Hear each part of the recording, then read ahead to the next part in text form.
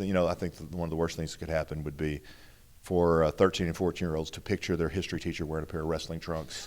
You know what I'm saying? It is not conducive to the perfect classroom. So.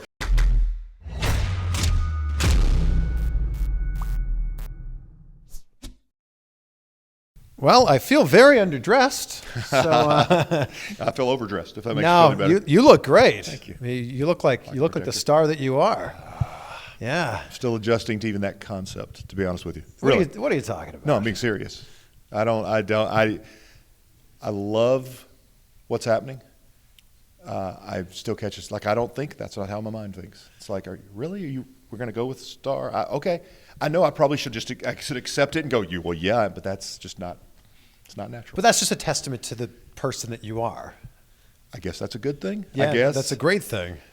Yeah, I guess. It's an adjustment I'm going to have to make. I will either make it or not.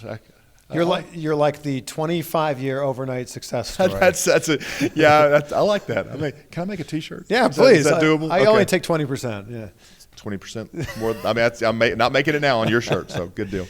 No, but I think that until NWA really started getting its legs, especially with Powerrr, they didn't know who Tim Storm was. Right, and I hear that a lot, or I'll read it a lot. Mm-hmm. I'm learning to be more social media savvy. We talked about that a little bit. So I enjoy. To me, social media is almost addicting. So it's like, I enjoy reading what people tweet and what people comment and all those kind of things. And I see that a lot. It's like I didn't know who Tim Storm was. NWA Powerrr or 10 Pounds of Gold introduced that. Yes. But like you said, I've been doing this almost about 25 years. And, there are a lot of people, I guess, like anywhere else, that I was big in my area.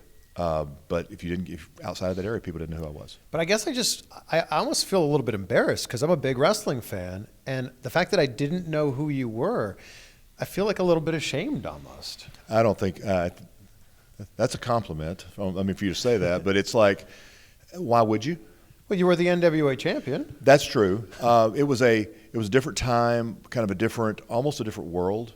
It wasn't a bad world at all. It got me an opportunity that I literally never dreamed I would get.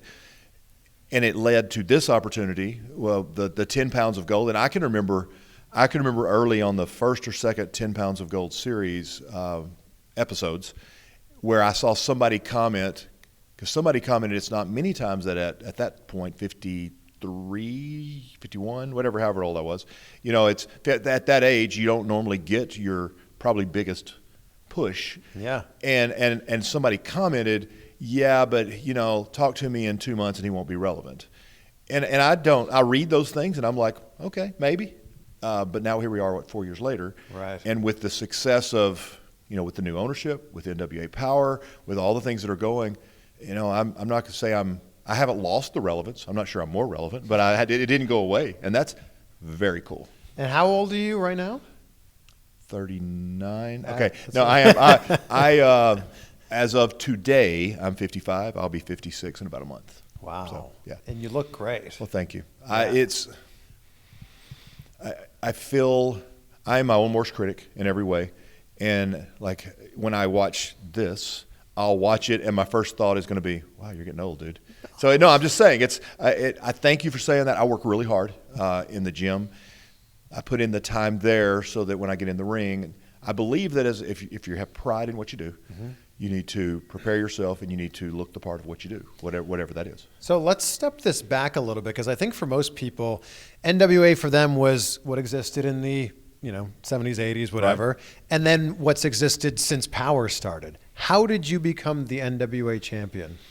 I'm with you that 80s, 90s, because of my age, that's the wrestling I grew up on. Yeah. I was really fortunate. I grew up in Central Arkansas. I mean, that's legitimate. I'm from Pine Bluff, Arkansas. But because of the central location, in the mornings, I got Memphis wrestling. So I got Lawler, all those guys. And, that's the Memphis style of wrestling is one style. In the afternoon, I got Superstation. So I got NWA, right. Georgia Championship Wrestling. And at night, I got Texas, which was world-class, Sportatorium, Von Erichs, Freebirds. So I got every combination, every style of wrestling, and that's where my love for wrestling came from. But for me, and boy, this sounds like I'm putting the company over, but for me, the best wrestling in the world was NWA. And we're talking best of the best, prime time. We're talking Four Horsemen, Road Warriors, you name it, and they were there. And watching wrestling, that was wrestling to me. Mm-hmm.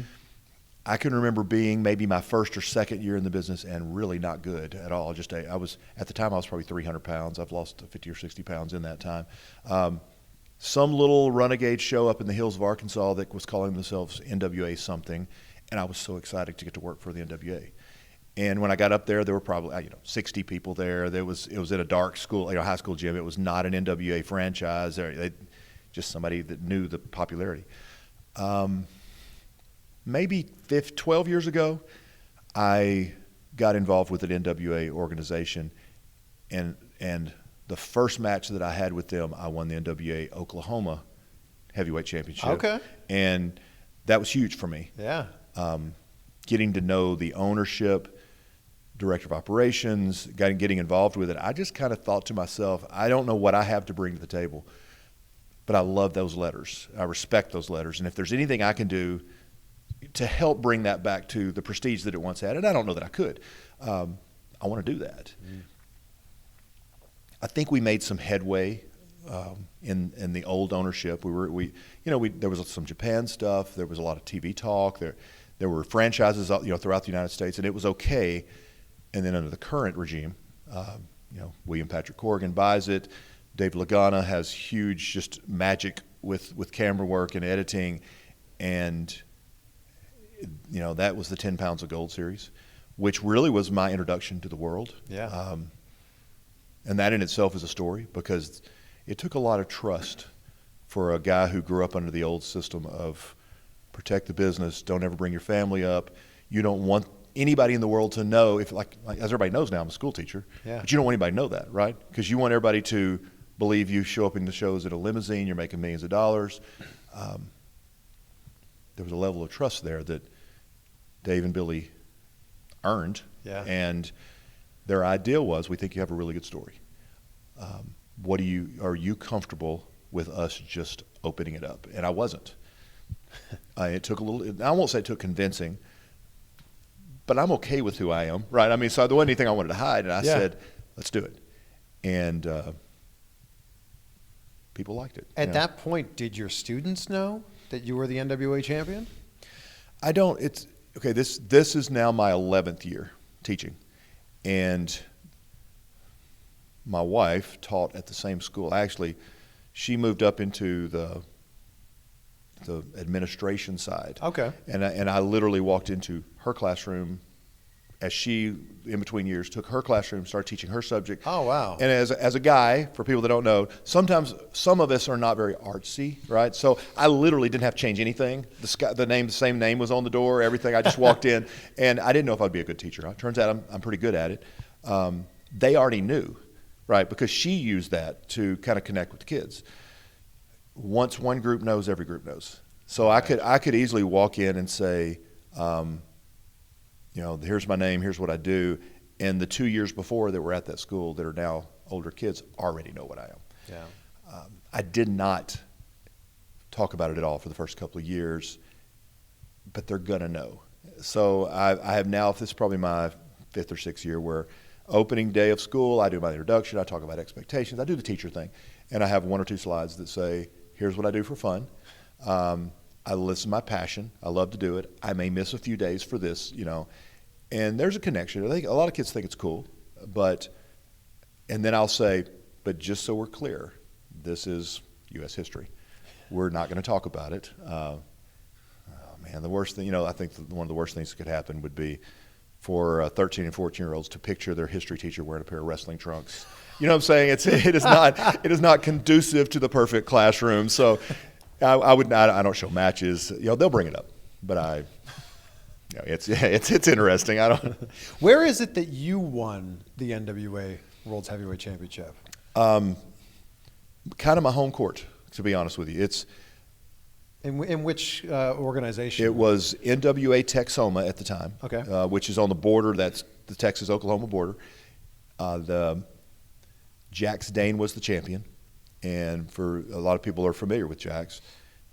Jax is a monster, and I had wrestled for that title. I was the North American champion twice, which that belt is currently not part of in use. But I wrestled Jax maybe 3 or 4 times for the world championship, and I won. He did not have to offer me another match. He'd beaten me plenty of times, and he actually came into my home court at NWA Tech's home in front of my fans and my promotion, and gave me another shot. And I'm a big believer that the fans give you energy. You know, if the fans are behind you, it adds something, and it takes that to beat a monster. It's so crazy hearing this story and knowing that in your 50s, you've now had this chance to basically live your dream. Absolutely. Well, and here's my hesitancy on that. I never dreamed that high. Wow. Well, you know what I'm saying? It's realize I grew up watching the NWA, and I grew up watching Dusty Rhodes and Harley Race and Ric Flair and Terry Funk, and I mean all of these guys. And I won't say I idolized them, but like that was the peak. That was the epitome. So to say that at 30 years old, when I said, hey, I'm going to be a wrestler, I never went into it going, and my goal is to be, my goal was to have a match and see how I did. And then my next goal was to see if I could actually have another match, and then could I get better. And it's kind of like anything. It's like, what we were talking earlier. It's hard work. Yeah. Sticking to it. Yeah. And then you can kind of start dreaming a little bit, right? So if you've been a school teacher now for 11 years, what were you doing before that? It's a hodgepodge of, well, I worked for a newspaper in Arkansas. As a writer? No, as a manager, a delivery manager, district manager. I progressed to zone manager. I was a training manager. I went from there. What I had always wanted to do was pharmaceutical sales. So I had an opportunity to do pharmaceutical sales, and I did that for a little while. Then I ran a business, a small business that we grew into a big business. And from there, I was offered a job by not a competitor, but one of our big accounts, the now defunct Sears company in Chicago. Yeah. One of the vice presidents there and I would negotiate contracts against each other, but we build up like a respect. He got another vice president's job actually, and he offered me a vice presidency of his company, and I took that and we moved to Texas. And I actually at that point had walked away from wrestling, and I laugh at myself because it was okay. It's time to give up this. I need to now dedicate myself. I mean, I had 2 kids. Selling a house in Texas, in Arkansas, buying a house. Anyway, that lasted about a year, and I took another vice presidency of another service company, and somehow I started. I could tell you how, but I started wrestling again, and it gets a little frustrating from a business standpoint if your job is to try to grow a business and you do that successfully, and then they sell the company and make a lot of money, and your reward is, okay, I guess I got to find another job. So I got into teaching and didn't know if I was going to be good at it or not. Turns out I'm not bad at it at all. So, I mean, and it gives me summers, 2 weeks of Christmas, a week of Thanksgiving, spring break, every weekend free to wrestle. Well, which is really where my heart is. So, it's. And you're doing it. Yeah, it's a great thing. I remember reading, and I want to, I like to read. I like wrestling history, and I think Mick Foley's first book, there's a quote in there when he talks about a moment in a match at a big pay-per-view where he stands up and he says, as he turns, he said he could see every person in this huge sellout crowd stand up with him as he made the turn all the way around. And he said, and that was the highlight. At that point, that was the highest point in my career. And they said, and what's the lowest? And he said, standing there when it was over and wondering if I'd ever get to do that again. Wow. So for me, especially as my body changes and, I'm breaking down, and it's what happens, right? Every time I'm in the ring, it's an honor and a pleasure, and I'm getting to do what I love to do. And you also wonder, one of my lines right now is I have more miles in the rear, in the rearview mirror than I do in the windshield. You don't know, and I don't know. Yeah. I mean, I'm just so thankful for the opportunity. It's doing what I love to do. Well, what has been that one moment, like Mick describes, that you go back to and you're like, oh my God? That's actually easy because it's winning the NWA World Heavyweight Championship, and it wasn't in front of 60,000 people. I mean, it was a huge crowd for our organization at the time. And I made a line when Billy and Dave, when Billy bought it, and I went out to Championship Wrestling from Hollywood, and we were doing some filming with them. Yeah. Because good production, all those kind of things, and I'm a big believer in you don't rehearse promos, right? Because I think if you do that, doesn't mean you don't have an idea of what you want to say, but if you rehearse that, this is a Dusty Rhodes thing. If you rehearse it, you lose the passion of it, the belief in it. Yeah. And I made a statement that this is my mountaintop. Okay, so the point is, when I won the NWA Championship, it literally was my mountaintop. And I've had people say, oh no, if so-and-so called you and offered, you'd go and it'd be bigger. And literally it won't. It couldn't. I've had opportunities. And it's with the love and the passion and the respect that I grew up with the NWA, there is nothing higher. That doesn't mean I couldn't make more money. I mean, but that was the high point. Right. And now I'm in a position here where first episode of Powerrr, I lost a match saying that I'll never get another shot at that title. Yeah. So a lot of people will look at that and they'll go, well, your emotion's that's not real emotion. That's real emotion for me. Again, it's wrestling. We know what wrestling is, but if that is my mountaintop, yeah. if winning that is my mountaintop, and I am now losing a match saying there's no opportunity to ever get there again, that's real emotion for me, right? Frame it however you want to. That's real. Anything can happen in wrestling, though. You could have that championship game. That's what they say. That's what they say. Hey, listen, you're right, and I will never dismiss that something could happen, but I'm also, I really try to be a man of my word. And again, it's wrestling. Some things could happen, but that's real to me. If I say I'm accepting the stipulations and I lose the match, I accept what comes with it, even if I don't like it. Did you have opportunities to work for WWF in any sort of small capacity or WCW? When I first, my initial phone call was to WCW. I'm a vice president of the company, and I'm always about physical challenges. And I thought, I've always wanted to do this. I think I might be decent. I want to give it a shot. And they're the first call I made. Now realize I'm married. I have 2 kids. I have a house payment. I have car payments. And I'm also a responsible adult. Now, old school fans or wrestlers would say, well, then you weren't committed because you do what you got to do if that's your dream. But I was not going to walk away from that with those responsibilities. Yeah, you had to support your family. Right. So, yes, I had an opportunity at least to go in there and I'm going to say try out, let's say pay my money like a lot of other guys did. Yeah. I did some WWE stuff. Please don't go back and watch it. Everybody does. It's okay. And it pops up. I got some good opportunities. But were there ever opportunities for it to be more than just a little bit of extra work here? There was a lot of discussion. Put it that way.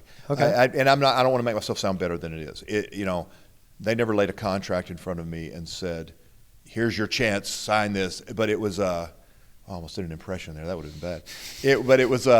It was definitely pull off to the side. Hey, where have you been? What have you been doing?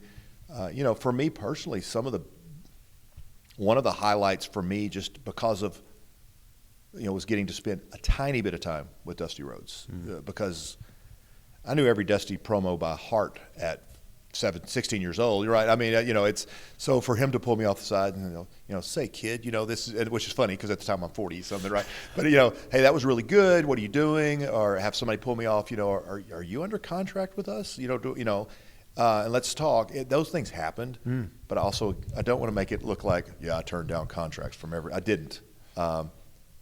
That's probably a good thing because that would have been a really tough decision, as a parent. And recently I had a conversation with, we were watching it. There was, I don't want to pump anybody other stuff, but there was a A&E documentary series on Garth Brooks. Right. And one of the things that he says in the documentary is because I didn't know this. He walked away as the number one best-selling artist of all time, and he walked away from everything. He retired for 14 years. I had no clue, right? And in this documentary, he's being interviewed, and he goes, "I was on the road," and he said, "I guess he has 3 daughters," and he said, "My daughter said both," and he said, "I said, what did you say?" She said, "Both," and he goes, "It occurred to me, I have never said both. My wife has never said both, which means that the nanny is raising my daughter." And he said, "I can't live with that."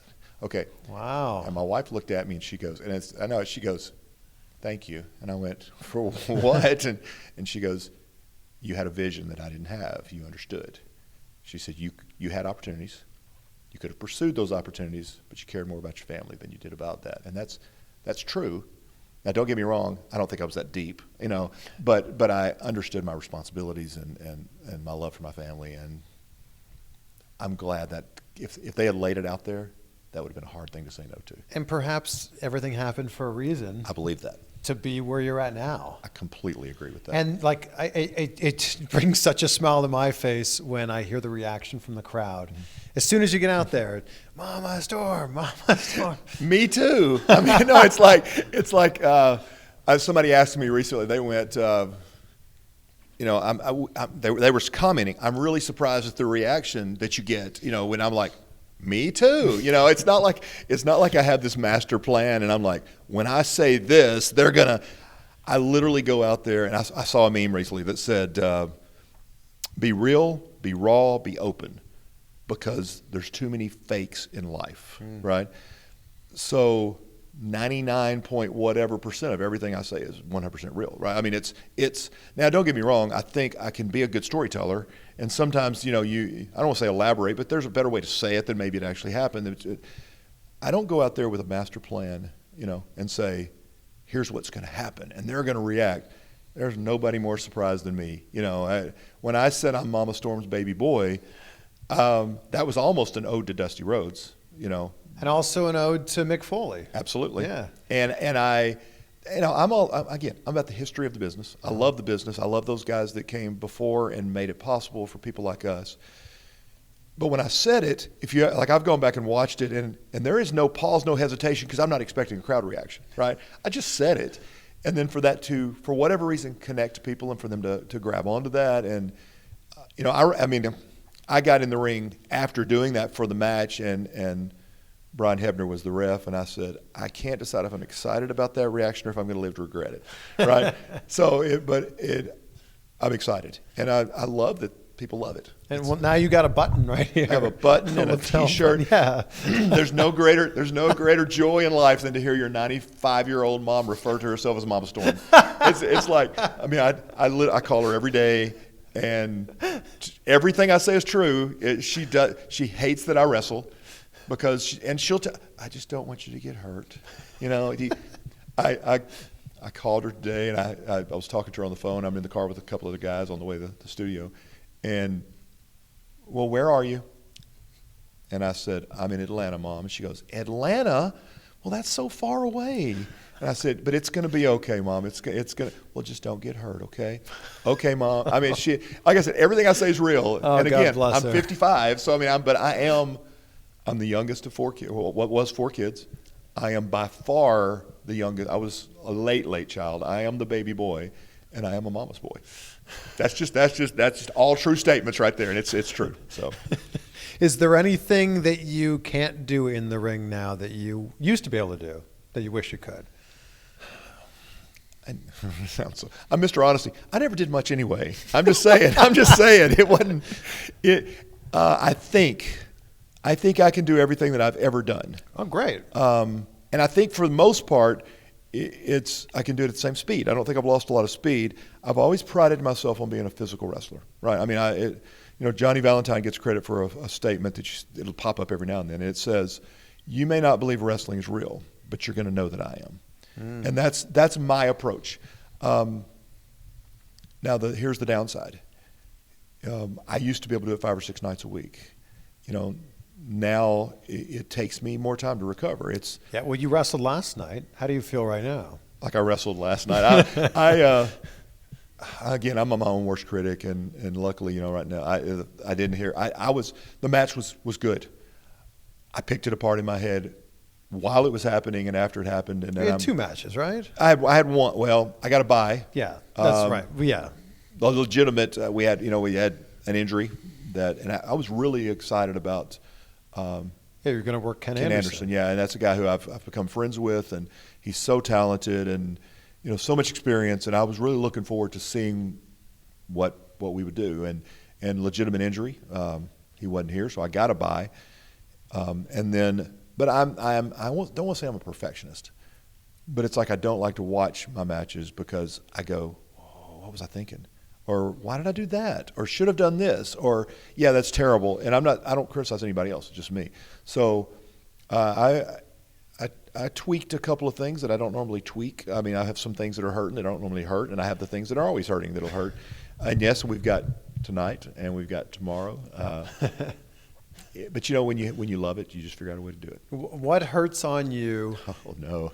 Ask me what doesn't hurt. No, I'm just kidding. Nick Foley has said the same thing. What hurts on you the most, and can you be like, that was because of this exact move in this exact match? No, yes I can. Yes I can. It's like and I will never compare my injury list to Mick Foley's because he did some things that I can't even imagine doing. But it's my back is an ongoing issue. I have no cartilage in either knee, so it's bone on bone. So just standing is eventually going to, it's going to ache eventually. There's a big list, but maybe 2 years ago, Joe Cephas and I had an empty arena match so it's empty arena, so it wasn't for TNA or Impact, but it was in there. It was on their arena before their pay-per-view, and it turned out really, really well. Really, really happy with the product that we put out there.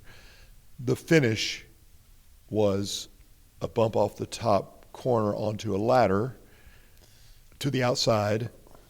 No, okay. Okay, all right. Well, no, we actually talked about this yesterday with somebody in the locker room, and I went, I really thought the ladder would at least bend a little bit. I didn't, but here's the thing: it wasn't that one that got me.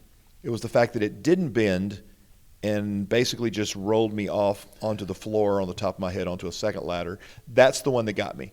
And that one, it's been a while, and my body my neck will never be the same. My back will.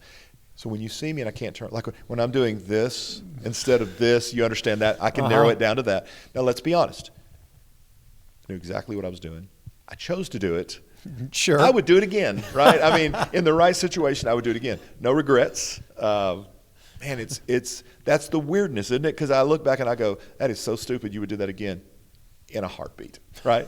It's a wonderful thing we do. I think you're such an inspiration, not just to wrestlers who are going, oh my God, I can do this when I'm in my mid-50s, but to everybody else that's sitting on the sidelines going, I wish I had chased after my dreams, but maybe it's not too late. Yeah. And maybe I can go after it. So what do you dream of now?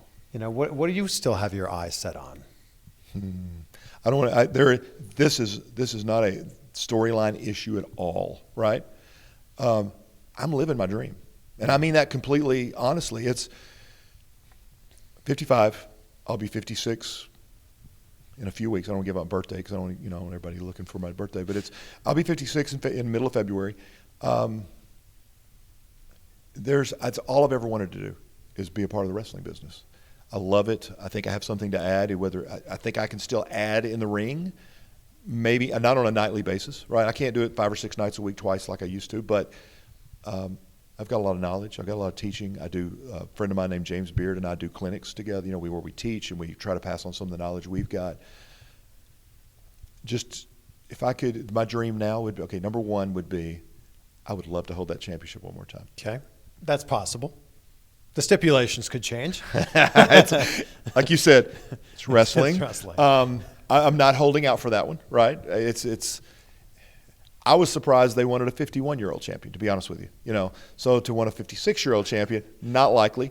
Not holding my breath on that, but you asked me my dreams. Mm-hmm. And the second would be to continue what I told myself I was going to do however many 12 years ago or 13 years ago. I want to do whatever I can, whatever that is, small, large, whatever, to continue the path that the NWA is on. If my dream is to have the NWA have the same, and maybe it's not possible because it was wrestling, right? But to have the NWA reach the prestige that it deserves, and we're getting there. I would say at this point we have exceeded expectations. Oh yeah, right? And you're just getting started. And I mean, there's right now there's no ceiling, right? I mean, this is a great time to be in wrestling, a part of wrestling, watching wrestling, right? I mean, there's so many opportunities for everybody. But truthfully, those are my dreams now. I would love to hold that one more time. Probably won't happen. I want to be a part of the NWA, and it's even now I will occasionally get phone calls from other organizations, just an exploratory. Hey, I know you're an NWA guy. What would you think about? And you listen, but that's not where I want to be. Yeah. I am where I want to be. I would love to be doing this for the next however many years, 10 years, 15 years. Wow. We'll see. And then work. I'm sure you already are working with young talent, but maybe work backstage as a producer or something like that? Yeah, and I'm doing some of that now, whether it's here or other places, helping with young guys, helping with matches. I'm part of some other smaller TV things that are going on, so I'm helping with the production part. I mean, there's just so many avenues in wrestling. Now, don't get me wrong, nothing matches that being in the ring in front of fans, whether they're loving you or hating you, but it's just to be there. I get the way my mind works. It doesn't matter whether it's a promo or even a joke. Like I got to say it, I get it out of my head. But I had a promo that I haven't gotten out of that I was really thinking about last night, and it was like, I think you have to value every second, every moment in life, right? I mean, I have to appreciate every minute that I can spend with my mom, right? She's 95 years old. Yeah. On a different level, though, every time I get to walk out in front of the NWA fans, wherever it's at, and get a chance to talk with them. Like last night, I greeted everybody and said, "Hello, family," and I was like, when I said that, I'm not saying it like this. Watch this. This is gonna be great. It's like I feel it, right? Yeah. And then to be able to get in the ring, there is no greater. Well, I don't know what it is. It's an addiction. There's no greater high. Sure. Than stepping in the ring and doing what you love to do. Nothing. And you're doing it. I know, isn't that great? I mean, it's like this. Like you said, one of my dreams was like, here we are. We're there. I'm there right now. This is a Saturday, right? I'm tonight living my dream. How many people can say that, right? Very few. What? And I say that to people all the time. When people say to me that, because I have the honor of sitting down with people like you, they're like, "You have the dream job." I'm like, "Well, yeah, but like all I did was work hard." Right. And then it ends up happening. Yeah. And I feel like you're the exact example of that. Yeah. My mind works so bizarre. I'm sorry. No. Thursday. I'm teaching Thomas Jefferson, by the way, right? I mean, we're talking presidencies, and I'm going through some quotes of Thomas Jefferson, not super interesting sometimes, but one of his quotes is, "I find that the harder I work, the more luck I have." Yeah. Right? Love and that that's quote. what you're saying, though. Yep. Very few times do people luck into exactly what they want to do, and the truth is, if you luck into it and don't work at it, you're not going to keep it anyway, right? You don't plan on letting up. Right, it's your passion and your drive and all those things that get you where you're at. So if you sit back and go, "All right, I'm there, I can relax," you're moving backwards, right? Yeah. I don't plan on letting up. Hard work. I drove 8 hours here to Atlanta, put myself up in a hotel because I knew I'd have the opportunity to do these interviews. Right. And I think there's so many people that go, "Well, I'd want to do it, but it's costs too much money, too far away, don't have the time," whatever excuse you want to put in there. And that's the key word. Right. Excuse. It's easy. It's going to the gym, and again, every wrestler deals with it. Right. I'm not saying I'm different than anybody else, but when you go to the gym, it's easy to leave work or even wrestling and go, "Oh man, my back's killing me. My shoulder hurts. I don't think I can do cardio today. My knees hurt. I think I'll just take this day off." Yeah. Well, that turns into 2 days off. And the bottom line is you just got to go. You got to make the commitment, like you're saying. If you got to drive 8 hours, put yourself. Hard work pays off. Of course. You want to fulfill a dream, put in the work to fulfill your dream. If you don't, you pretty much guaranteed you're not to get your dream, right? As an old school guy yourself, what's your take on the current landscape of wrestling? Obviously, there's a bunch of options, but also it's also a different style of wrestling than when you were coming up. Yeah. This is a great time to be a professional wrestler. It's a great time to start learning if you want to be a wrestler. It's a great time to be a fan of professional wrestling. I don't care what anybody says. Almost all of us that are in wrestling, we're fans of wrestling, and that's why we're there. Yes, there was something that appealed to you that you wanted to do. Made this comment. I've made it before. You know, it's like ice cream, right? There's Rocky Road. There's mint chocolate chip. There's my personal favorite, chocolate chip cookie dough, right? But there's also vanilla and chocolate.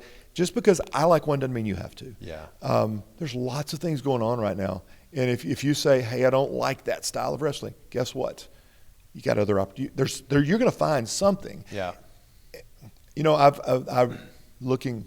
I'm not going to pretend like I came up with this, but listening, somebody was telling me that as far as the demographics of the people that are watching the NWA Powerrr, you would think it would be people that are of a certain age that grew up watching.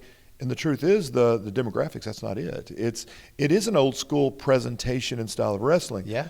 But the fan base that is, at least the larger percentage, are not those people. There's something about NWA Powerrr that appeals to people of all ages.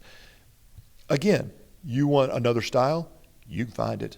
You know, I can't watch wrestling on, pick a night. Let's pick one that there's not a lot of, well, there's wrestling every night now. Thursday? Okay, so let's say Thursday. I can't find, I don't want to watch wrestling. I can't watch it on Thursday. I'll find it on Monday, Tuesday, Wednesday. I can go on. I mean, there is wrestling on Thursday, but yeah. But you can go find TV, right? I mean, you can go on now Facebook. You can go, just Google, find something because it's all there. Yeah. I mean, I don't think he'd mind me telling this story. We have a assistant principal that's his first year, and he walked up to me the day we were starting our Christmas break, and he goes, "I had no idea." And I went, "You had no idea what?" He said, I didn't know you were a wrestler." He said, "I love wrestling. I took my wife and my kids the other night to Extreme Midget Wrestling, and we were talking." Okay, well, but here's the cool thing. It's like the administration, like some of them have come and watched. They're not every administration or school would be comfortable with that. They're supportive. That's great. But he went from Extreme Midget Wrestling to local wrestling because he wanted to watch, to NWA Powerrr and it's three different things. You can find anything, right? Just pick your flavor of ice cream. You're going to find it. It's a great time to be a wrestler, great time to be a fan. I think it'd be pretty cool for my history teacher to be the former NWA World's Heavyweight Champion. You can see it on their faces if they think it's cool or not. You really can. And here's my joke that I make. There was a time in my life where I did more hardcore stuff. My tag team partner and I did, and there was one clip that was just all over the internet that was. We put a guy through a burning table, right? I mean, that was the thing. And I'd have kids throw up like the faction sign that we had, and they'd throw up the sign, and Mr. Tim Storm, ooh, I saw you put somebody through a table, and do your homework. And it's or I'll put you through a burning table. Well, you can't say that, but I bet if you go, do your homework, right? No, that's what I'm saying. That's the people I'm like, hey, I can't see you as a teacher. I work healed as a teacher, right? I'm not. Yay, let's do our homework. Do your homework. So I love my life. Yeah, you can tell the kids that think it's cool. I imagine your kids are not out of line. The students you teach. I am known for my classroom management. That's no, they're good. They're good kids, and just like in life, I set very clear expectations early on, and I am annoyingly consistent. Everybody the same expectation, everybody the same standard. Be a good, act right, no problems. I have very few problems. This has been such a pleasure sitting here. I've enjoyed it. Me too. This has been so great, so inspiring as well. Your story is absolutely incredible, and I know that you're self-aware enough to realize that this is really special. It is incredibly special. I'm so blessed to be a part of it. Yeah. I don't ever want it to end. I don't. I just never want it to end. Tim, such a pleasure. Thank you, sir. Thank you. Appreciate it. Wow, this beard is really starting to come in here.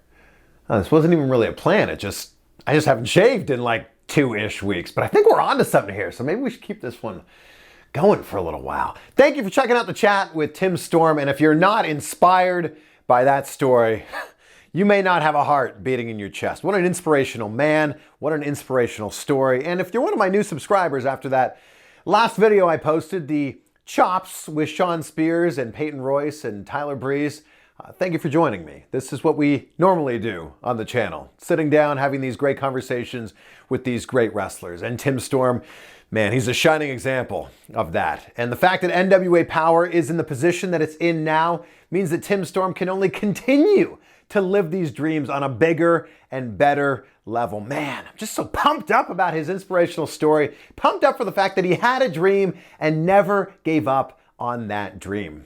Also, how crazy is it that he's a teacher? I think that would be both awesome and slightly intimidating. If you pissed him off, man, that could be scary. So thank you for watching this interview. It's one of 7 interviews I did at the NWA Powerrr taping in Atlanta. I have posted, well, with this one, I've now posted 6 interviews. 1 more is still coming at you. I believe I've told you what it is, but if I haven't, it is, you're gonna have to wait till the next video to see. But 1 more NWA video. I did a couple interviews at Impact, at the Impact taping in Las Vegas, and I'm heading to AEW Chicago this weekend. AEW Revolution. So if you're going to be there, I would love to say what's up. Love to say hi to you, and doing a few more interviews there. So actually, I haven't locked them all down yet. So if there's a certain AEW star that you think I should interview in Chicago, let me know.